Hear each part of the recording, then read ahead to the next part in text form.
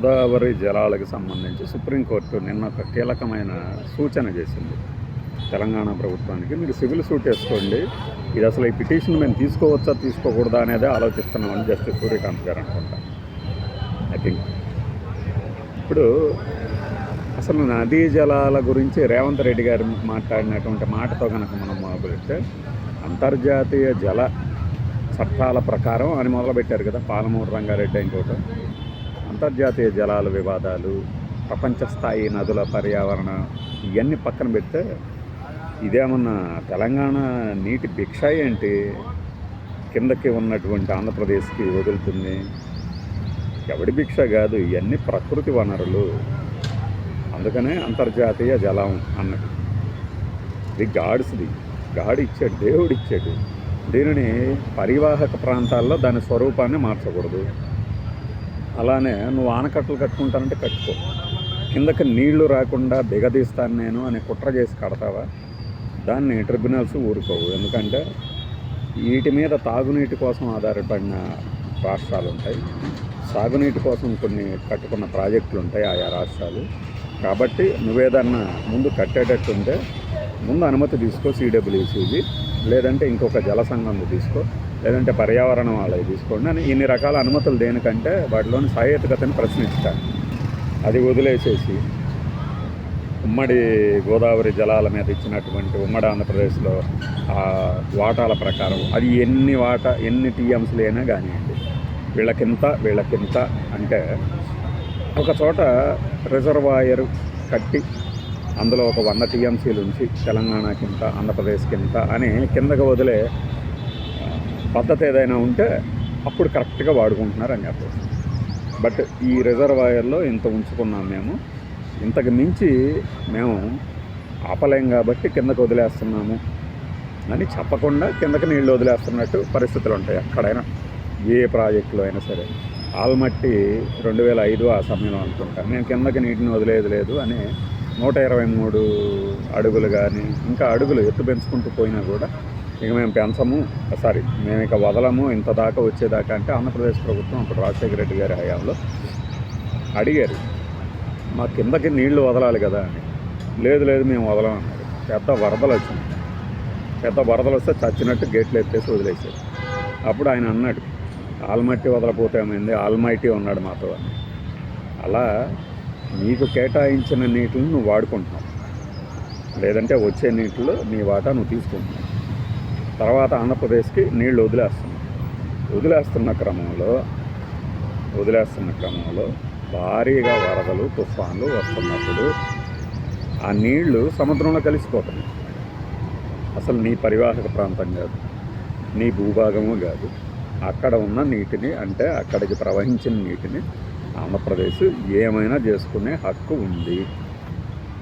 ఇది క్లియర్.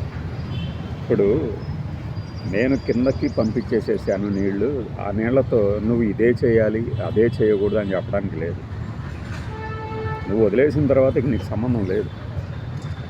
ఇది క్లియర్గా న్యాయ సూత్రాలకు లోబడే ఉన్న వాదన.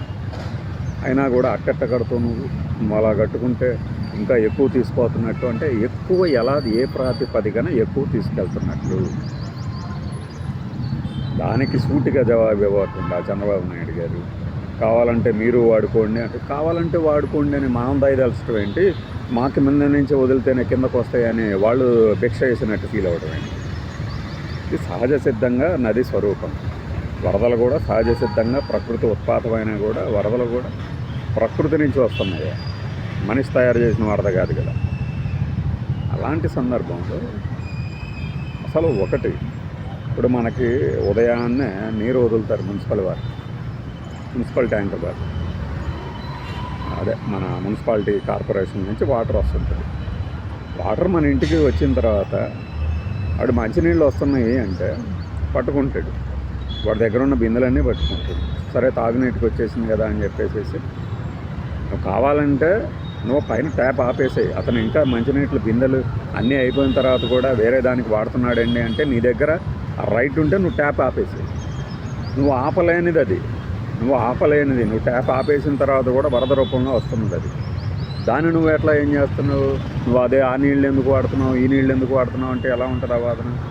అందుకే ఈ వాదన వగదగదు కాబట్టే సుప్రీంకోర్టు సివిల్ సూట్ వేసుకోండి, అసలు ఇది విచారణ అర్హత ఉందా లేదా అని ఇది పోలవరం బనకచెర్ల గురించి మాట్లాడింది. ఇది ఎవరికి ఇష్టం ఉన్నా లేకపోయినా మీ ఇంటి మీదకు వచ్చే వరద నీటితో మీరేం చేయాలనుకునేది అది మీ ఇష్టం. మీ ఇంటి ముందు నుంచి వెళ్తున్న వరద నీటి అట్టట్ట అవన్నీ అందులోకి పోవాలి, నువ్వెవడి ఆపటానికి అనటానికి రైట్ లేదు. అది వివేచన లేనటువంటి ఒక వాదన. సెంటిమెంట్ రగల్చడానికి, ఒక 4 ఓట్లు వేపించుకోవటానికి, అయ్యో ఆంధ్ర వాళ్ళు మాకు అన్యాయం చేస్తున్నారు తెలుసా అనగానే నువ్వు పెద్ద అభివృద్ధి సాధకుడే అయిపోవు. ఈ బాసులు, ఈ అబ్బాసులు వీళ్ళందరూ కూడా ఏం చేయలేదు. ప్రకృతి ఇంకో 100 ప్రాజెక్టులు కట్టుకోండి, కిందకి ఇంత వాటా ఉంది అని చెప్తున్నారు కదా, ఆ వాటా వరకు వాడుకుంటారు. లేదు ఈ 2 రాష్ట్రాల మధ్య ఏదైనా వివాదం పొరపాటున వగదగపోతుంది అంటే వెంటనే ఇంకొక సత్రకాయ బయలుదేరిపోయి అసలు గోదావరి అనేది పుట్టింది ఎక్కడో తెలుసా, వాళ్ళకు కూడా వాటా ఉంది. కర్ణాటక, ఛత్తీస్గఢ్ని కూడా కలిపేయండి, ఒరిస్సాని కూడా పిలవండి చర్చలకి.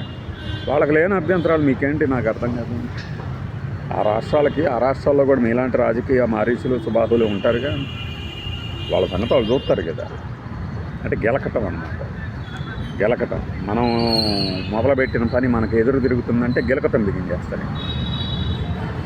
ఎప్పటికైనా అర్థం ఉంటుంది కదా, మెడకాయ మీద తలకాయ ఉన్నాడు ఎప్పటికైనా సరే. దీనికి పెద్ద ఇంజనీర్లు కావాలి, ఆయనకన్నా ఎక్కువ తెలుసా, మా నాన్నకన్నా ఎక్కువ తెలుసా అని అంటాం. ఒక ఆవిడ, మీ నాన్నకే అంత తెలిస్తే ఎందుకు ఓడించి లోపల పెట్టారు, ఇంట్లో కూర్చోబెట్టారు? మనకే అన్నీ తెలుసు ప్రపంచంలో. మనం పుట్టిన 60 ఏళ్లలోనే అన్నీ తెలిసేసుకుంటాం. ఇంకెవ్వరికి ఇంత కూడా తెలియటానికి వీల్లేదు. అహంకారం, ఎక్కడ లేని అహంకారం. ఈ బనకచెర్ల సాగర్ అనేది ఏంటి అర్థమవుతుందా లేదా? వస్తున్న నీటిని, వరద నీటిని మళ్ళించుకుంటారు. అసలు ఇంకొకటికి ఆన్సర్ రబ్బర్లు కూడా కాదు, కేవలం కోర్టులకు వెళ్తున్నారు కాబట్టి ఈ మాత్రం ఆన్సర్లు చెప్తున్నారు. అందుకే 2 రాష్ట్రాల మధ్య సఖ్యత ఉండాలనేది. సరే, అతను అడిగిన దానికి సమాధానం చెప్పలేక ఆ మాట అన్నా కూడా మాట నిజమైన మాట కదా. అది కూర్చొని మాట్లాడకుండానే సుప్రీంకోర్టు కూడా ఎందుకు చెప్పింది?